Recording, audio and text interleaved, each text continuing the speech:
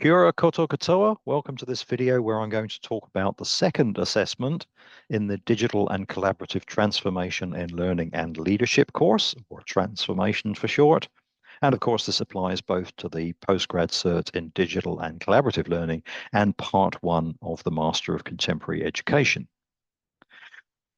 So it's the same course as the first assessment, DCLC 8001, which we call Transformation. And of course, we call this second assessment Transformation 2 for short. And just like the first assessment, it's a summative competency-based assessment.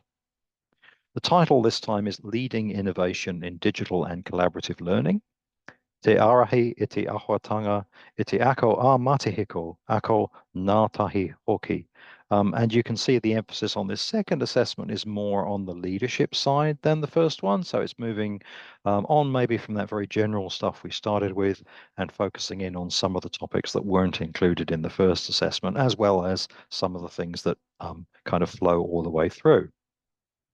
So the key thing to note about this assessment is that it's individual. So the first assessment in this course was group, the second is individual, and in fact the same is true of the second course in the program, which we call Innovation for short. There's a group assessment followed by an individual assessment. Now, the first assessment in this course was video only. Now you get a choice. You can either do a written assessment or you can submit in video format. If you choose to do written work, it's between 2,800 and 3,200 words, including the reference list. And something to bear in mind is that you must submit your written work to Turnitin, and then you need to download the Turnitin report and submit that as your work for assessment. Turnitin also includes an AI report, and if we think it's necessary, we'll share that report with you as well, because the way that Turnitin is designed is you get to see the similarity report, but for some reason you don't necessarily get to see the AI report. So we have to do that manually if we share it with you. If we don't think there are any issues, then we won't bother. If you're doing a video, it's a narrated presentation similar to the first one. It's a little bit shorter, bearing in mind that the first assessment is group. That was 15 to 17 minutes.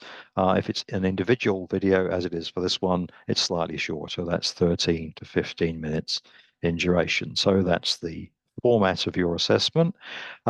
Rubric items, you'll note, of course, that items 4 and 5 are the same as they were for assessment 1. Present your learning clearly and be research informed and cite your sources in APA format.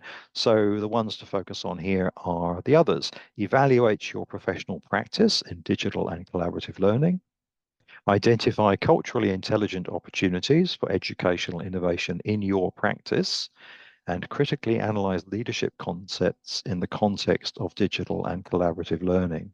It's very important to note that this assessment, being individual, we do expect much more of you individually in it. So it's about your professional practice. It's about your opportunities for culturally intelligent innovation in your practice. It's about your leadership in digital and collaborative learning. So it's important that you ground your writing or your video making in your experience, informed, of course, still by those other sources of information like the literature or specific data that you can point to. And I'll talk about this a bit more when I look at the rubric. So this is the rubric that appears in the LMS. As before, you'll see there's a couple of guiding questions for each item. So on the first one, where we're asking you to reflect on your professional practice in digital and collaborative learning, we're asking you to evaluate that in some way. And critical reflection, the easiest way to think about critical reflection is it's sometimes cast as what, so what, now what. So tell us what your past and present practice is. Then think about, well, what does that mean to you now? And then importantly, what are you going to do that in the future? And so that's why the description talks about your past and present practice and then developing in the future. The same is true for the innovation in practice, the one that takes account of being culturally intelligent. So What do you think you can do? What are the things you can do in the future? And how can you ensure that those things are culturally intelligent? So critical reflection is always forward looking, even though it's often reflecting on the past. Um, the third one about leadership, we want you to think about your past leadership. How have you approached leadership in the past?